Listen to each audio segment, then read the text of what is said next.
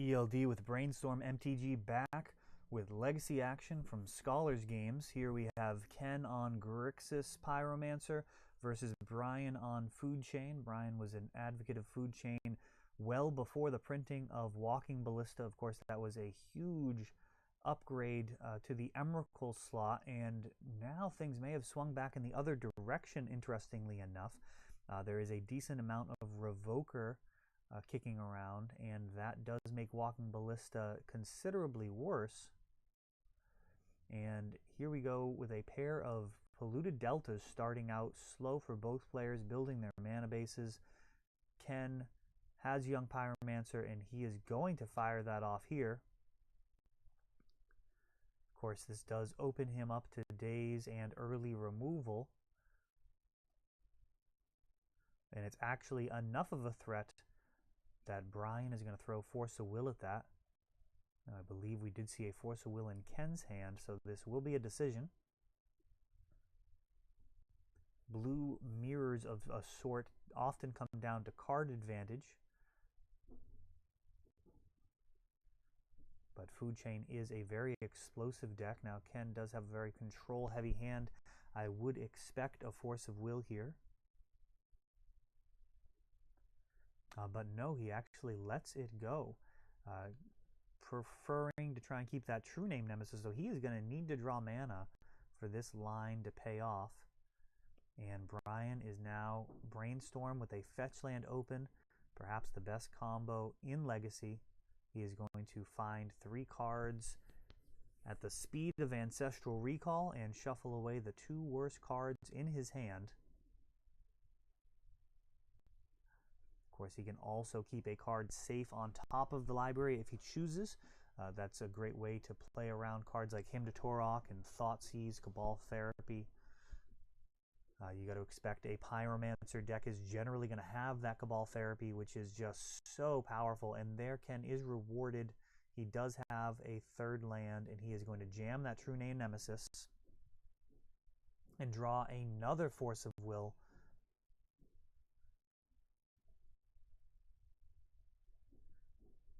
And Ken looking at his hand here. Spell Pierce, 2 forces, and a Lightning Bolt. And he will indeed force back, this time pitching Force of Will, hoping True Name sets enough of a clock that that Spell Pierce can operate as a hard counter versus any incoming Food Chain.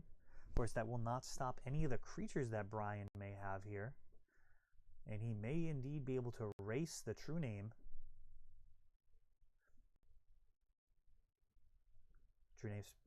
True Name was perhaps the scariest in the old Esper control list, alongside Stoneforge Mystic. True Name carrying a Batter Skull is a very difficult thing for many decks to handle. And there we have a Baleful Strix. His normal mission of blocking and killing a threat not available to him here, as True Name has protection from Brian and all of his things. And Brian is going to have to find a way to finish this game in 5 turns, or we will be on to the next in a hurry. That Lightning Bolt in Ken's hand also threatens to take another turn off of the clock.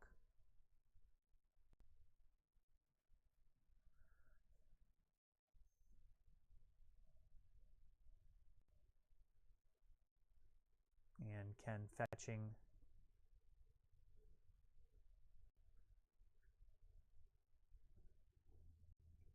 Oh no, Ken just resolving his Ponder. Alright, back to Brian.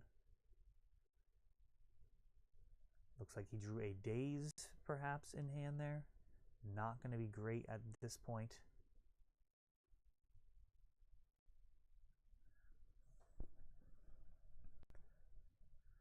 Brian's deck, I believe he's currently on a hybrid strategy of running an Emrakul and having access to Walking Ballista.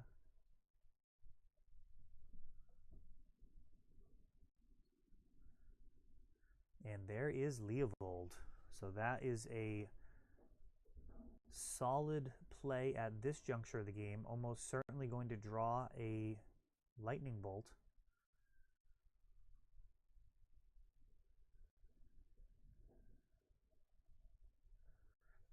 generating a little card advantage for Brian, or it will actually create a race situation.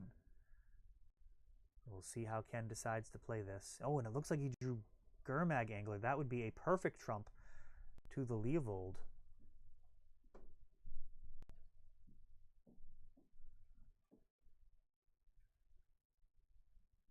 Five cards in graveyard, it looks like. And Gurmag just perfect in this spot. Ken may be considering playing around Daze. No matter what that lightning bolt targets, Brian will get a card off of it.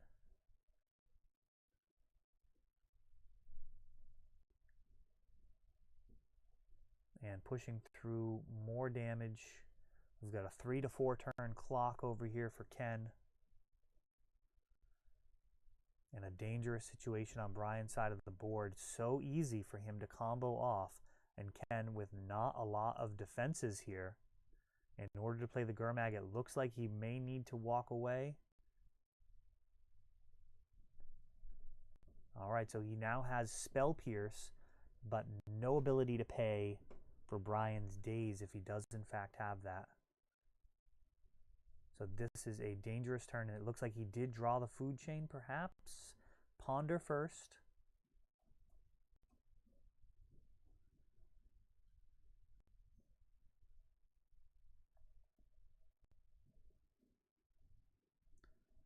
Keeping off of the Ponder.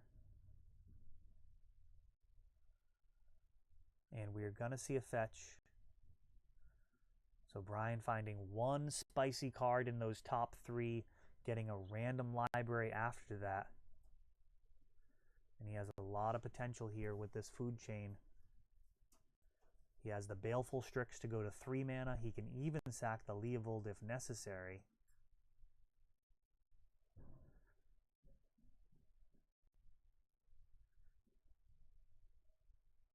And a Deathrite Shaman. So it looks like there was no food chain, or he is taking his time with it.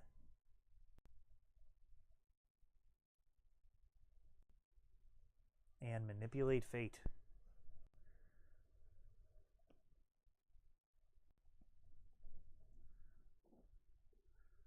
Ken is going to let that resolve.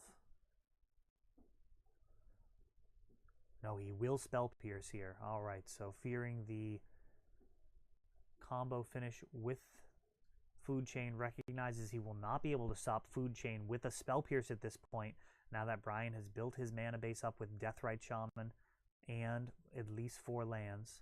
True Name coming in again. Gurmag playing defense. Baleful Strix keeping him in check. But in turn, he is keeping Leovold in check. And now we have a Young Pyromancer, leaving open black mana.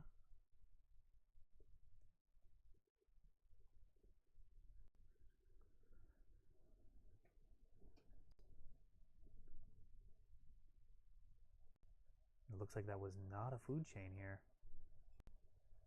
Brian thinking about his options. Gurmag, a giant zombie fish wall at this point.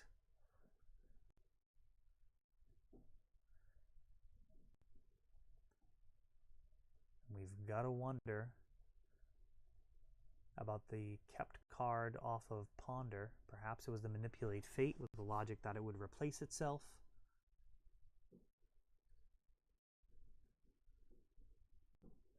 That does make a lot of sense. Swinging here with just the True Name. Of course, if Ken swings with the Gurmag and the Pyromancer, they'd both almost certainly be dead. Leovold could easily eat the Pyromancer, and Baleful Strix would be happy to take out a Gurmag Angler. Would not do much to advance his cause, and True Name just chipping away 3 at a time.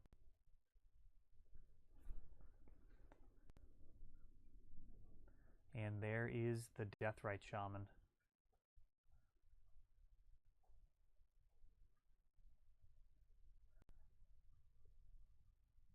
Deathrite not targeting for the life loss, and the Lightning Bolt wraps it up.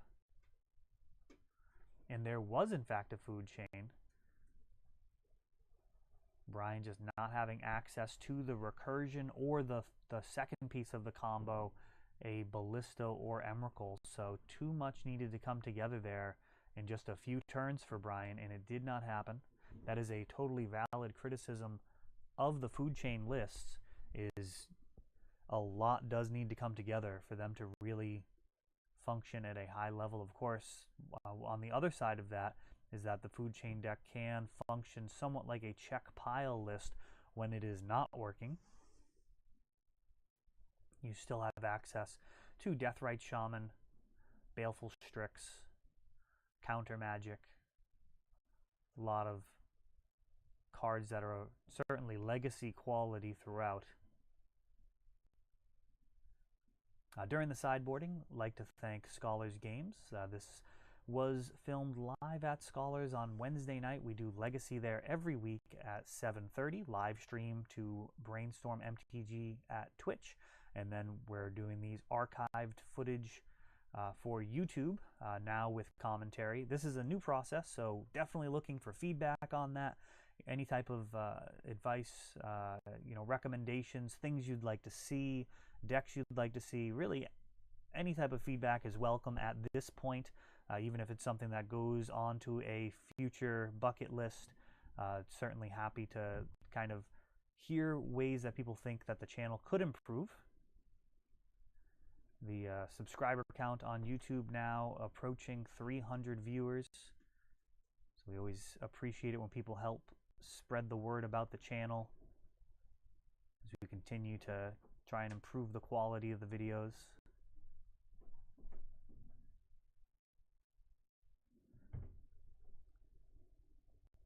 And Ken carefully sideboarding here. Food Chain is a deck that people generally don't have a ton of reps against. Even though Brian has been playing the deck for quite a long time, we've seen him alter back and forth in between Sneak and Show, Blue-Red Delver. It is not the type of deck that he's just been jamming outright. I do think it is very powerful, but as we've seen, it can be difficult to pull that combo together. It is a very grindy deck with the Mist Hologriffins, though. One thing people may not realize is just how powerful Manipulate Fate is in a stalled out game. Just the ability to just cast the 3-mana flyers from the exile. And of course, if they die, you can eat them with your own Deathrite Shaman and do that dance one more time. Of course, Swords to Plowshares or Path to Exile, not a permanent answer either. So you got to be careful when you're trying to grind it out against a deck like Food Chain. And of course, if they do have the titular card, then they can blow you out with a gigantic Walking Ballista or Hardcast Emrakul.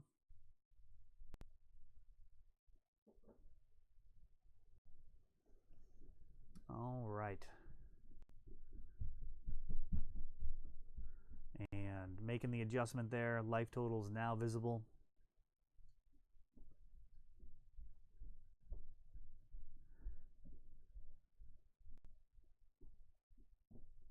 SCG Worcester coming up tomorrow as of the recording of these videos. I will likely not be there.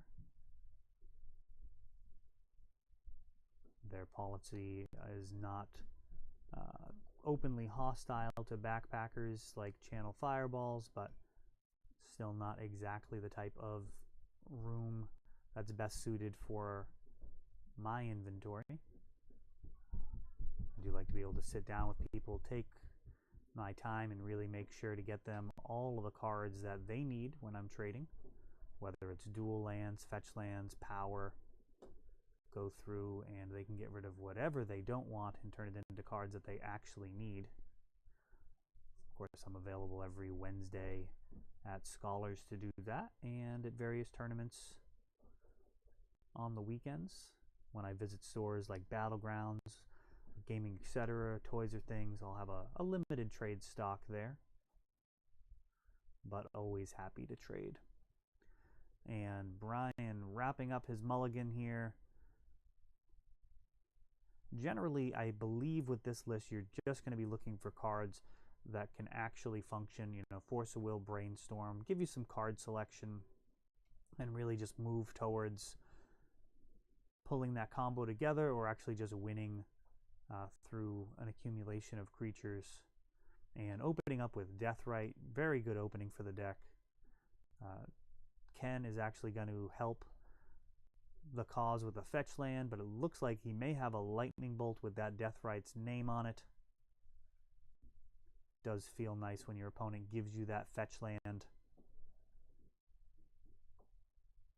to use with your Deathrite. And we'll see if Brian has a daze for it.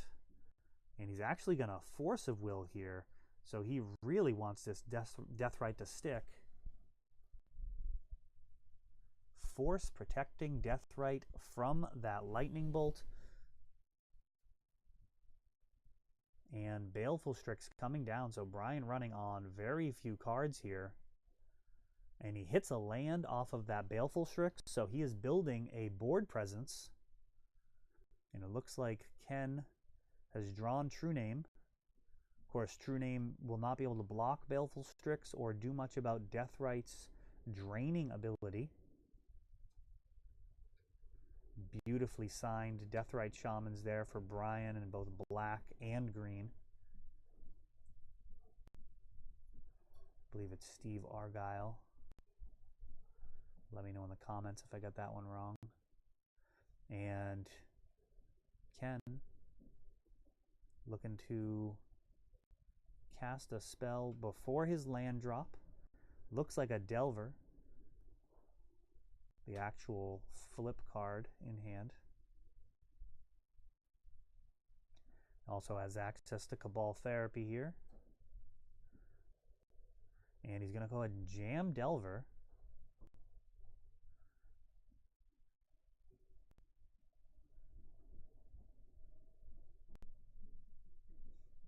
And now he plays the Underground Sea. Well, he knows not to name days now. And he's going to go ahead and fire that off. And Brian brainstorming in response. So Cabal Therapy very unlikely to hit anything useful here. Brian would hide any high value cards on top of the library.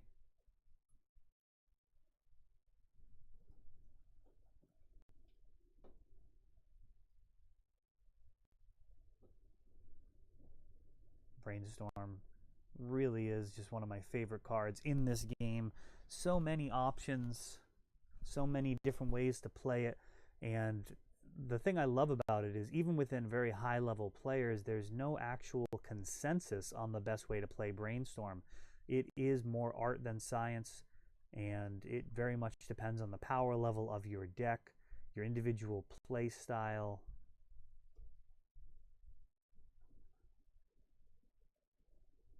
It is just so very versatile.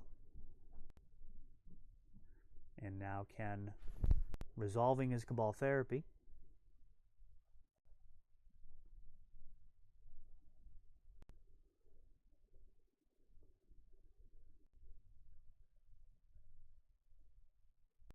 Really tanking on this one. It's tough because this is a pretty low value Cabal Therapy here. Very unlikely to hit anything. You're kind of just going into just hoping to hit something. And Baleful Strix and Deathrite.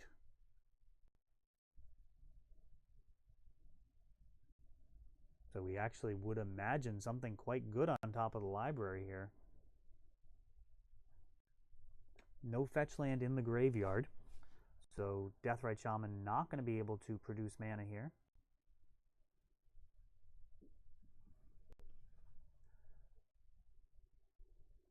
We can have another Deathrite Shaman joining the board. And just a blue available there. So another Deathrite on top. So Brian in a situation there where he actually was trying to protect against a blowout, separating the pair of Deathrite Shaman, one in hand, one on top of the deck.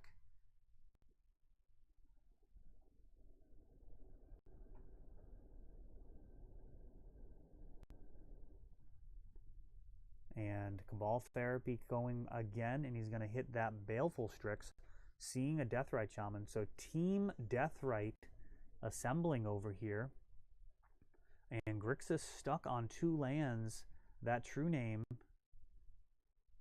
looking very expensive at this point. Oh, no, he does have a Polluted Delta, though. So, no, he will be able to cast that True Name and subsequent True Names.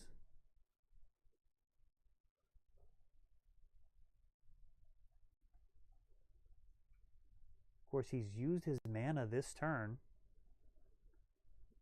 to Cabal Therapy away that Baleful Strix, so that True Name will have to wait again. Currently, Brian, no black mana, and this next card should not be a land. It'll be the second card that got put back by Brainstorm. Would not be shocked if we're at a Baleful Strix.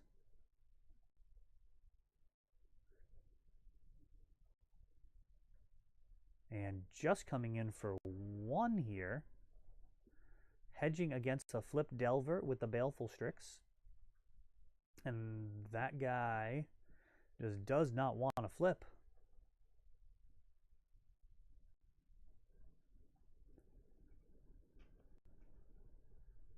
And now Ken contemplating fetching during his upkeep to draw a fresh card. Thinking about whether or not he wants this top card. And the answer is no, sir, going down to 15. Much rather have a fresh card than whatever the non-instant or sorcery on top of the library was. May have been a land, may have been a creature. We will never know, but it was not good enough. And Delver refusing to flip for yet another turn.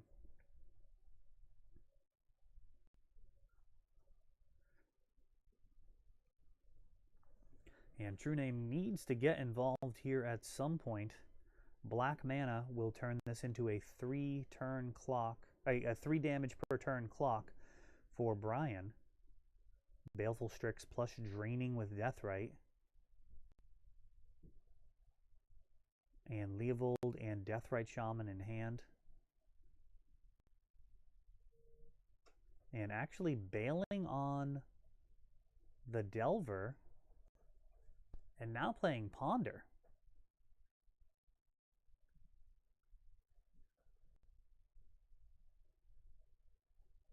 I would say a very surprising line here. So it looks like Ken was attempting to ensure that his play would resolve and then bailed on it and went with a Ponder.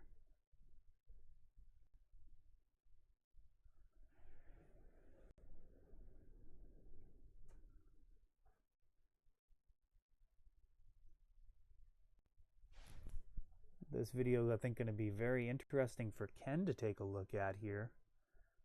See what he thinks about his lines. So doing a Delver dance here. Sacking Delver to Cabal Therapy and whiff. And then Ponder into another Delver. And play Deathrite Shaman.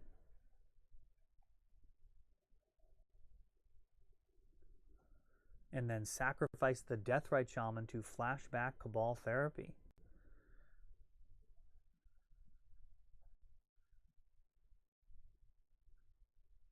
He is eating to gain 2 life. And we're going to see Leovold go to the graveyard. Still going to be able to assemble Team Deathrite Shaman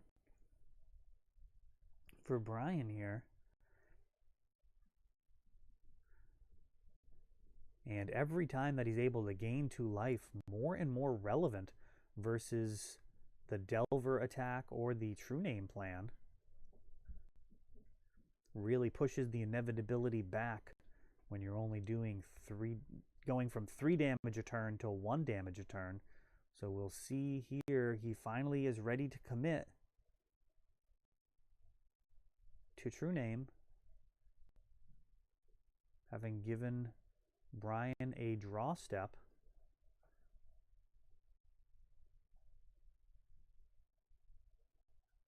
And Brian's going to gain a couple life. And he is going to let the true name resolve. And we've got yet another Deathrite Shaman here, just force a will in hand. And at this point, Baleful Strix very much just going to try and keep Delver of Secrets in check, which just straight up won't flip. That is just scornful egoist all day here.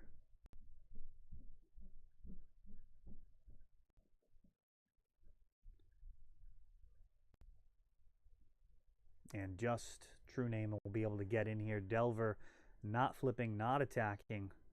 His only use has been to Cabal Therapy and hit nothing.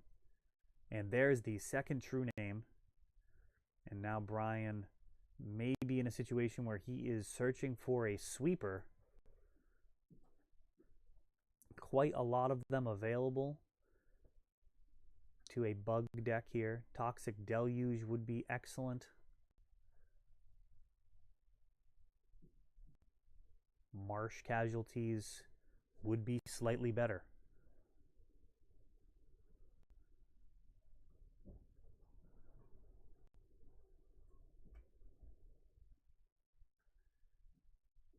And Brian brainstorming here.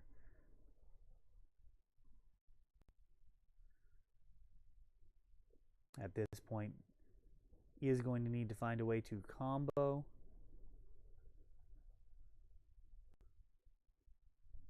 And it looks like Walking Ballista, Force of Will cards being considered. Walking Ballista a little underwhelming here. Normally would be perfect removal for a creature with just one toughness.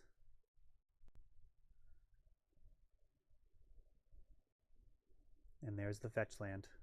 So Brian going to be able to get some fresh cards here. Gonna have some live draws.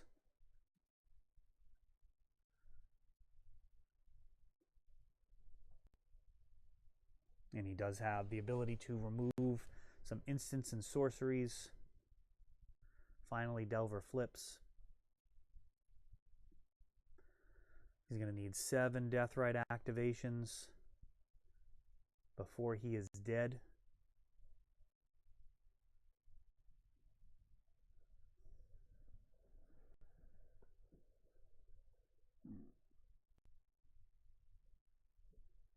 Essentially 3 turns. If he sacks that fetch land, he'll go down to 18. That is 3 swings from a pair of True Name Nemesises.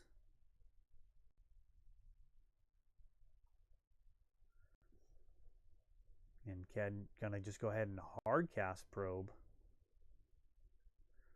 It looks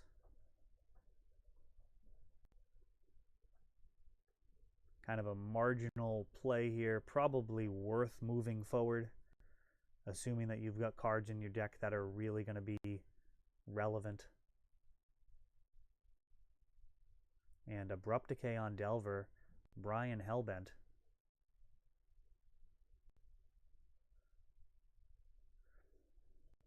And that is another creature for which Brian can gain some life. And he's going to go ahead and start chomping away at Ken's life total even more.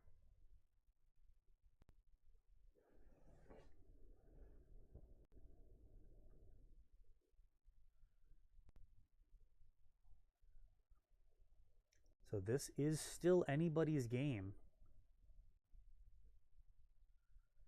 Brian essentially a 3-turn clock.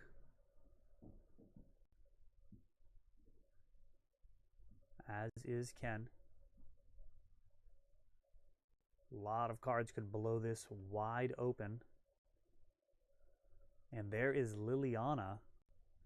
And she actually doesn't do that much here, interestingly enough.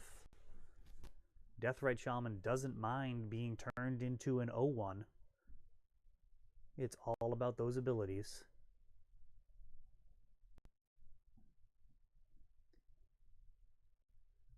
Likely to just KO the Baleful Strix. Stop that extra 1 damage per turn in the air.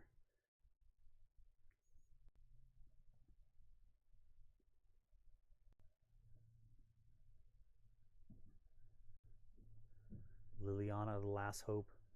Now seeing some legacy play, very often alongside Liliana of the Veil, especially now that you can have multiple planeswalkers of the same type.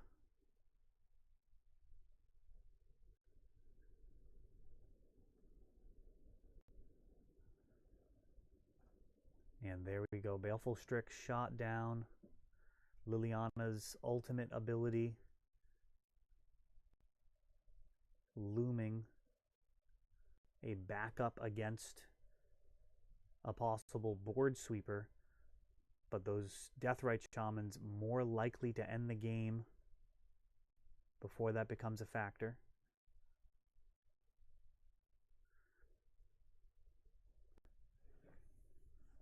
And you got to think these guys just stay home. Being able to gain 2 life off of deceased creatures going to be relevant.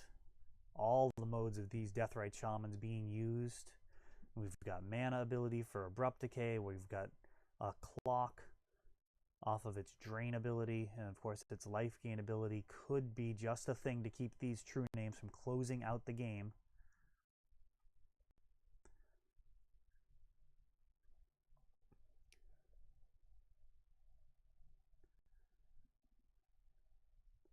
And here Ken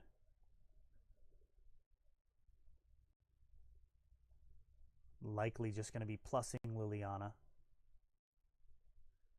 I'm going to go ahead and confirm her ability targets here.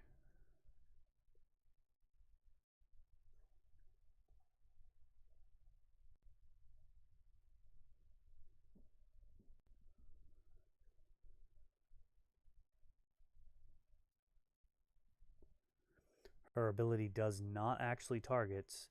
Her -2 is put the top 2 cards of your library into your graveyard. Then you may return a creature card from your graveyard to your hand. So that could be relevant if he were to get more than 1 or 2 creatures into his graveyard at a time. One of them could conceivably make it back. It is not like a Gravedigger effect where it's going to target and then the Deathrite can respond.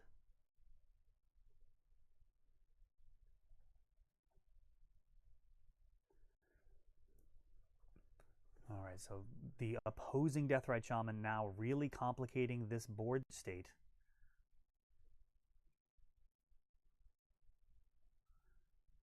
Deathrites essentially cancel each other out.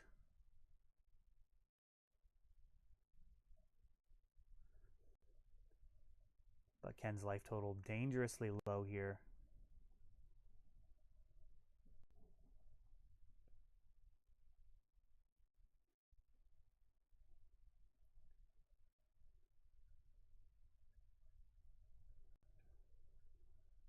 And we'll see if there's enough instants or sorceries to get this job done.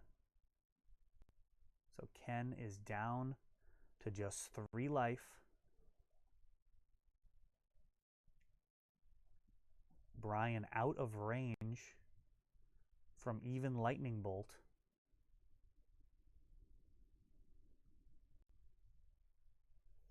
And he's going to need to find a way to push through that final 3 damage.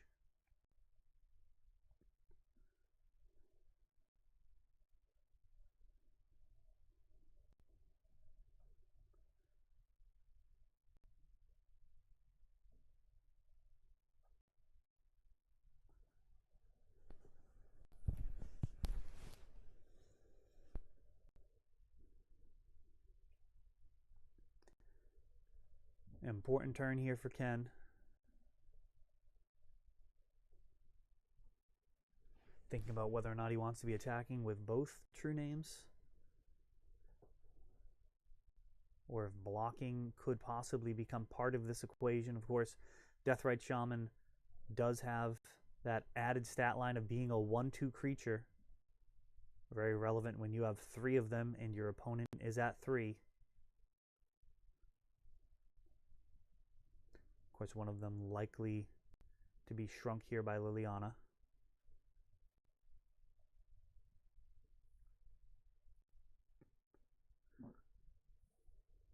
And we've got Deathrite Shaman paying a black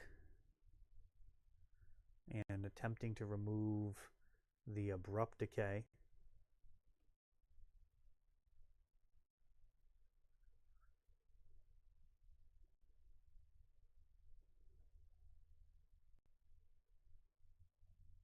Shrinking a Deathrite for a turn, and then 3 damage coming in. Oh, Ken tanking pretty hard on this decision. And no, he passes, so those true names back on their heels. We cannot see every card in Brian's graveyard, but he really only needs to get a couple of instants or sorceries in there, and it is over. A cantrip would be so welcome here. Removing a land. And there is Baleful Strix. Black mana produced.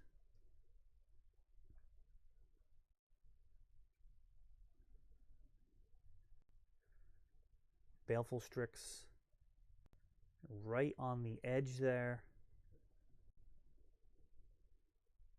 A new target for Liliana.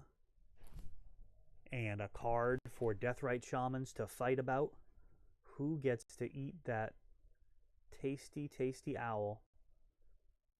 And there we have some life being gained by Brian. Looks like Leovold putting Brian up to 14.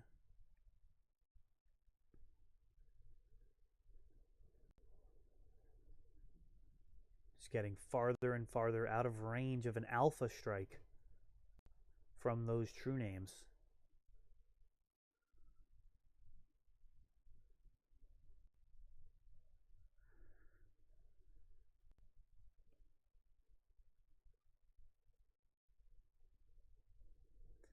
Very tense game state here, and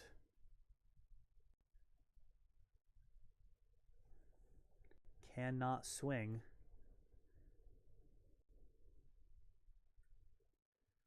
Ken with 3 cards in hand.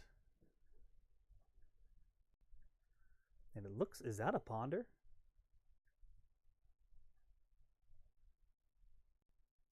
Four mana. And just hard casting Mist Hollow Griffin.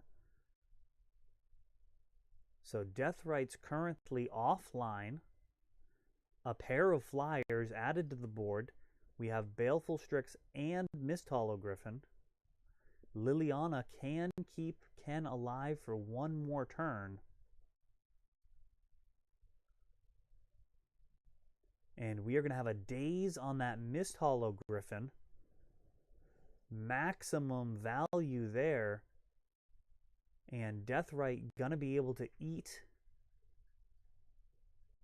Mist Hollow if Ken has green mana.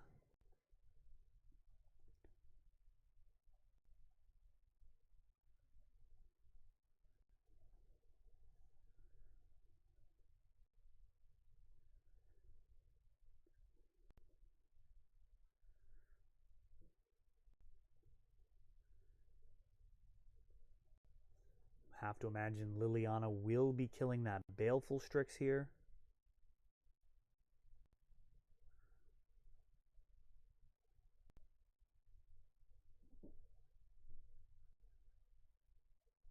Deathrites can also eat Mist Hollow Griffin to put it back in exile. Brainstorm, Spell Pierce, Wasteland.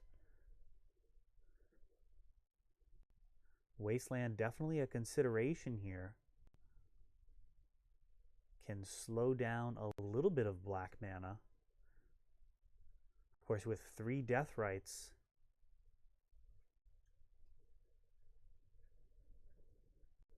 still going to be able to use a pair of Deathrites. So getting rid of the green mana from Tropical Island, trying to push him off of hard casting Mist Hollow Griffin perhaps.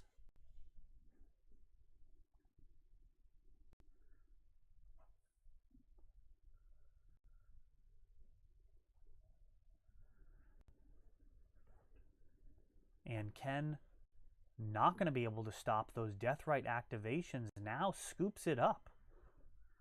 So perhaps the wrong land targeted there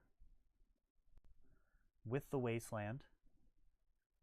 If that is not the case, then that Ponder was definitely not good enough to keep. Either way, going on to game 3 here in a long match so far.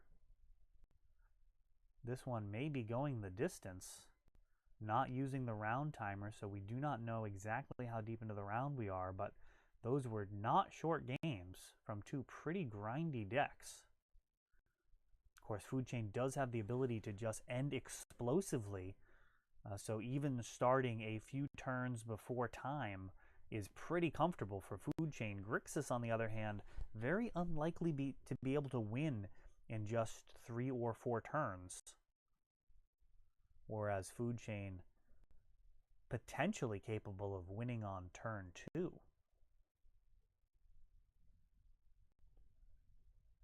It is a lot to ask, but it is possible without your opponent even helping you.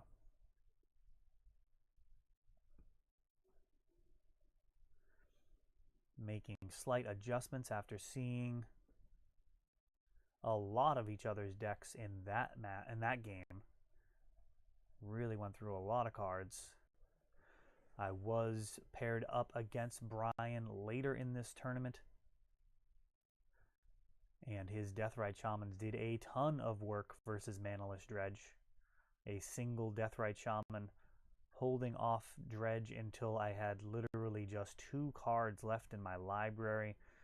As fortune would have it, every time I dredged, I would only hit 1 business card, and that Deathrite was happy to take care of business, whether it was a Narcomoeba or a Nether Shadow, Icarid. Every time, put 6 in the graveyard, he'd hit the one that matters, and we did that dance until there were only 2 cards left in the library when I finally was able to get a Narcomoeba to stick. And then from there, Cabal Therapy into 4 guys, Dread Return into a combo finish.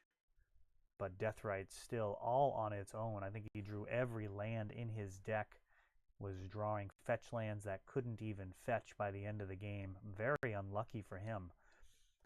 But Deathrite did all he could be asked to do. It is such a unbelievably powerful card.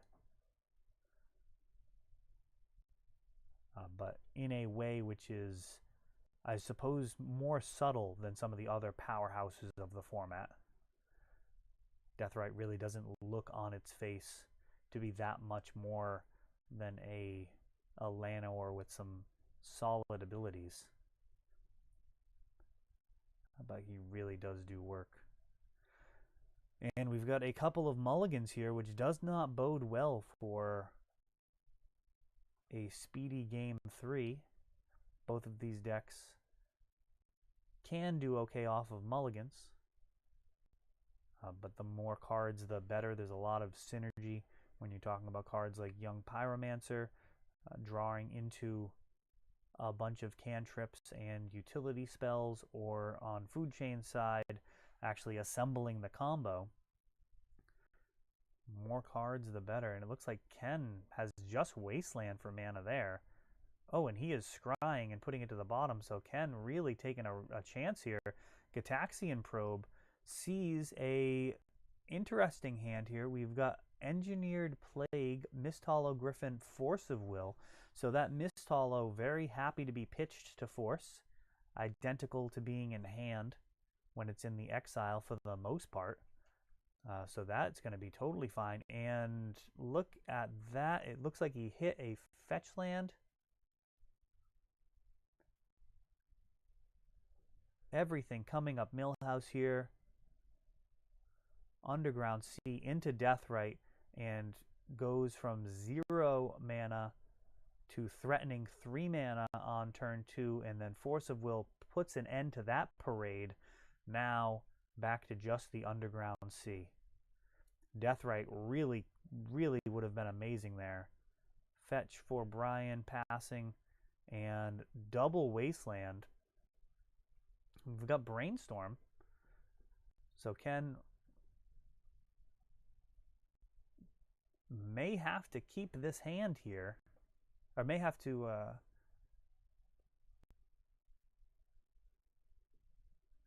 he's gonna have to keep it anyways because it's Brainstorm. Wasteland also has Delver, so he may actually be able to get this down and start chipping away at Brian's life total while both decks struggle after their mulligans. Delver, one of those cards that I cannot argue against the power level. Just personally don't enjoy the card. It does crowd out so many other strategies and is very, very difficult to compete with in that slot, similar to Tarmogoyf during the early years of that card, where you really just couldn't play any other 2-drops in that slot. Certainly not for that mana. Delver just so good when he flips, which is most of the time. Looks like Brian seriously just considering getting rid of that Engineered Plague. One consideration there is how good is it once your opponent knows you have it, and is it possible that your opponent will play around it, even though they've, since they've seen it, will they not commit to the board? Brian going to be able to fetch basics so far.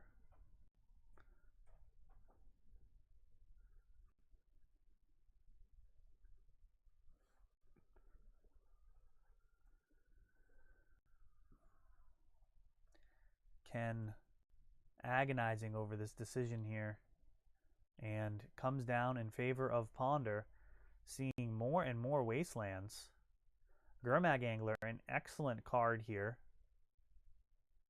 He's virtually just castable here. It looks like he's got 4 in his graveyard, so we could see a cast Gurmag Angler, and that is not good enough for Ken.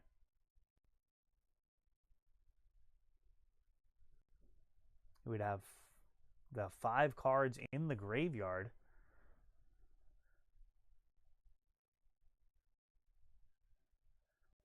And going back over to Brian, did not fetch, wanted to keep that Engineered Plague in hand, and he too will ponder.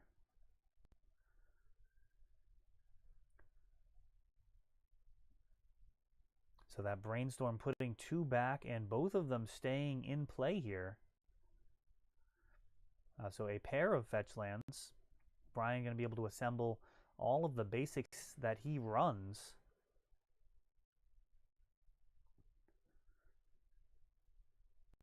And he's going to get rid of the remaining 2 cards off of that ponder. And Ken's multiple wasteland draw likely to just be wastes.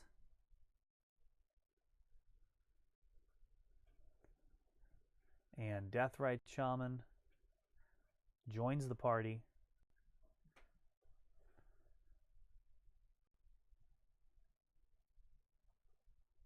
Young Pyromancer likely to come down here. Could be joined by Delver. Engineered Plague is no Knight of Souls Betrayal. It will only get rid of the spirit tokens. And misdirection happens here on Lightning Bolt. Feels much better than Force of Willing a Bolt.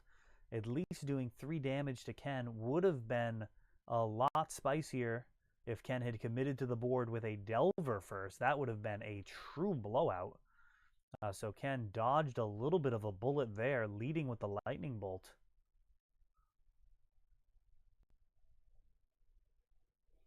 And now Delver slightly safer.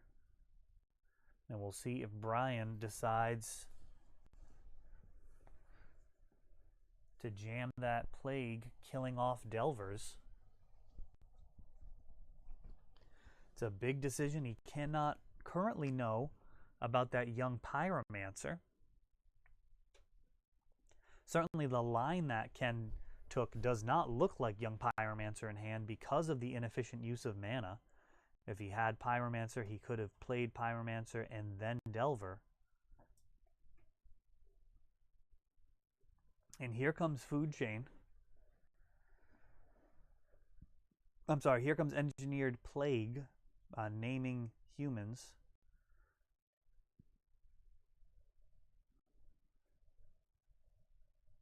Perhaps naming Wizard. Probably naming Wizard. It's got to name Wizard.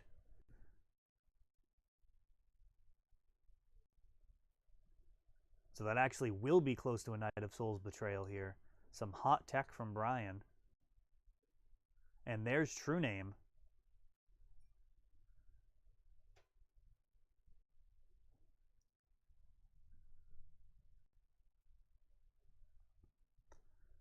And removing a land. And can we see another Engineered Plague? What does Brian have up his sleeve here? Mist Hollow Griffin coming down, leaving 1 mana open.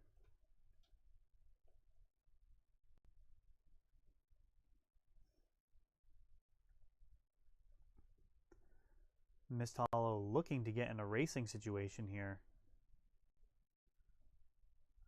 Currently, Brian poised to win this race.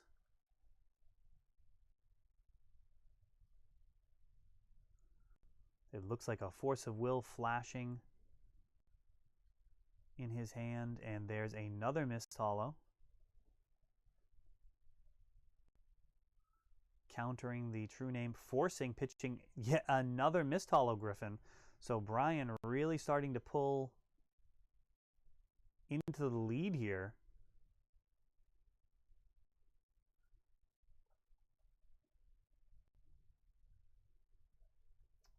I am seeing that 3 on the table. I've got to wonder if time has been called here. And if so, if Brian is the 3rd turn.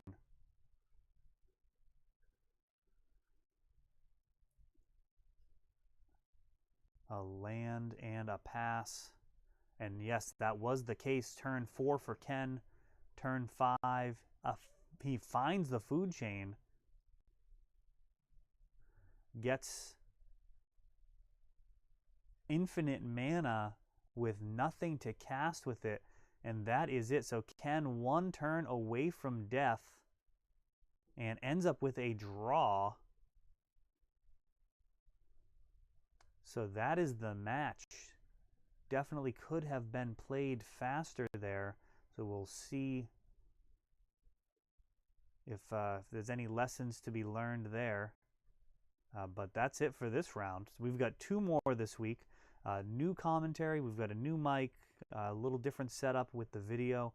I'd definitely like to hear your feedback on all of that. Let me know in the comments. Email me at eld@brainstormmtg.com, however you want to let us know. Definitely really love to hear the feedback to make these videos as good as they can be.